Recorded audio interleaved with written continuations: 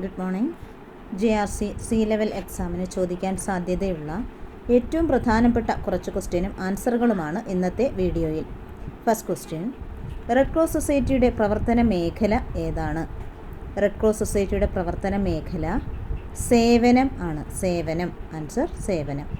Red cross സ്ഥാപിതമായ വർഷം ഏതാണ്? റെഡ് ക്രോസ് സ്ഥാപിതമായ വർഷം 1863 October 29. Next question, Red cross ദിനമായി ആചരിക്കുന്ന മെയ് 8 ആരുടെ ജന്മദിനമാണ്? ആൻസർ ഹെൻറി ഡ്യൂണൻറ്റിൻ്റെ ജന്മദിനം. അന്താരാഷ്ട്ര റെഡ് ക്രോസ് സൊസൈറ്റിയുടെ സ്ഥാപകൻ ആരാണ്? Answer Jean Henry Dunant. Jean Henry Dunant. യുദ്ധക്കെടുതിയിൽ ദുരിതമനുഭവിക്കുന്നവരെ സഹായിക്കുക എന്ന ലക്ഷ്യത്തോടെ രൂപം കൊണ്ട ലോകത്തിലെ ഏറ്റവും വലിയ സംഘടന ഏതാണ്? Answer Red Cross. Red Cross ആണ് കറക്റ്റായ answer. Next question, Kerala Red Cross സൊസൈറ്റിയുടെ ആസ്ഥാനം ഏതാണ്? കേരള റെഡ് ക്രോസ് സൊസൈറ്റിയുടെ ആസ്ഥാനം വഞ്ചിയൂറാണ്. Vanchiyoor, Thiruvananthapuram. Indian Red Cross സൊസൈറ്റിയുടെ പ്രസിഡന്റ് ആരാണ്? Answer Indian president. ഇന്ത്യൻ പ്രസിഡൻ്റാണ് answer. Next question, Red Cross സൊസൈറ്റിയുടെ സ്ഥാപകനായിരുന്ന ജീൻ ഹെൻറി ഡ്യൂണൻറ്റ് ജനിച്ചത് എന്നാണ്? 1828 മെയ് 8 ജനീവയിലാണ് അദ്ദേഹം ജനിച്ചത്. നെക്സ്റ്റ് ക്വസ്റ്റ്യൻ, റെഡ് ക്രോസ് സൊസൈറ്റിയുടെ ആസ്ഥാനം എവിടെയാണ്? ആൻസർ ജനീവ, സ്വിറ്റ്സർലൻഡിൽ. Next question, Indian Red Cross സൊസൈറ്റിയുടെ ആസ്ഥാനം എവിടെയാണ്? ഇന്ത്യൻ റെഡ് ക്രോസ് സൊസൈറ്റിയുടെ ആസ്ഥാനം ന്യൂഡൽഹിയിലാണ്. ന്യൂഡൽഹി ആണ് കറക്റ്റായ ആൻസർ. നെക്സ്റ്റ് ക്വസ്റ്റ്യൻ, ഏറ്റവും കൂടുതൽ തവണ നോബൽ സമ്മാനം ലഭിച്ച സംഘടന ഏതാണ്? റെഡ് ക്രോസ് ആണ്. അതും 3 തവണയാണ്. റെഡ് ക്രോസ് 3 തവണ.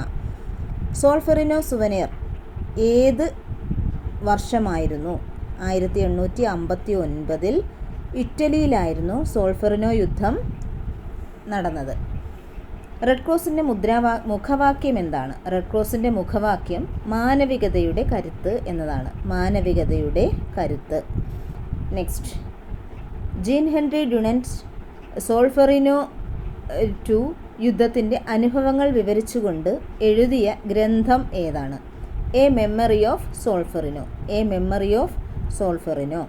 നെക്സ്റ്റ് ക്വസ്റ്റ്യൻ, റെഡ് ക്രോസ് ആപ്തവാക്യം എന്താണ്? റെഡ് ക്രോസിൻ്റെ ആപ്തവാക്യം charity in war. Charity in war. അന്താരാഷ്ട്ര റെഡ് ക്രോസ് ഡേ എന്നാണ്. May 8 May 8. Indian Red Cross സൊസൈറ്റിയുടെ ചെയർമാൻ ആര്? കേന്ദ്ര ആരോഗ്യ വകുപ്പ് മന്ത്രിയാണ് റെഡ് ക്രോസ് സൊസൈറ്റിയുടെ ചെയർമാൻ. ഇന്ത്യൻ റെഡ് ക്രോസ് സൊസൈറ്റിയുടെ ചെയർമാൻ. 2005 റെഡ് ക്രോസ് സംഘടന അംഗീകരിച്ച പുതിയ ചിഹ്നം എന്താണ്? Answer Red Crystal. Red Crystal ആണ് കറക്റ്റായ ആൻസർ. റെഡ് ക്രോസിൻ്റെ മോട്ടോ എന്താണ്? റെഡ് ക്രോസിൻ്റെ മോട്ടോ സേവനമാണ്. റെഡ് ക്രോസിൻ്റെ motto. Indian Red Cross Society നിലവിൽ വന്ന വർഷം ഏതാണ്? 1920 ഇന്ത്യൻ റെഡ് ക്രോസ് സൊസൈറ്റി നിലവിൽ വന്ന വർഷം. Next question, Jean Henry Dunant എഴുതിയ എ മെമ്മറി ഓഫ് സോൾഫെറിനോ എന്ന ഗ്രന്ഥം പ്രസിദ്ധീകരിച്ചത് ഏത് വർഷമാണ്? Answer 1862. 1862. Next question, Red cross എന്ന പേര് ലഭിച്ചത് എന്നാണ്? റെഡ് ക്രോസ് എന്ന പേര് ലഭിച്ചത് നെതർലാൻഡ് 1867 ഔദ്യോഗികമായി അംഗീകരിച്ചതിന് ശേഷമാണ് ഈ പേര് ലഭിച്ചത്. ICRC യുടെ പൂർണ്ണരൂപം എന്താണ്? International committee of red Cross. Red cross അന്തർദേശീയ സമിതിയിലെ അംഗങ്ങളുടെ എണ്ണം എത്രയാണ്? റെഡ് ക്രോസ് അന്തർദേശീയ സമിതിയിലെ അംഗങ്ങളുടെ എണ്ണം 25 ആൻസർ. 25.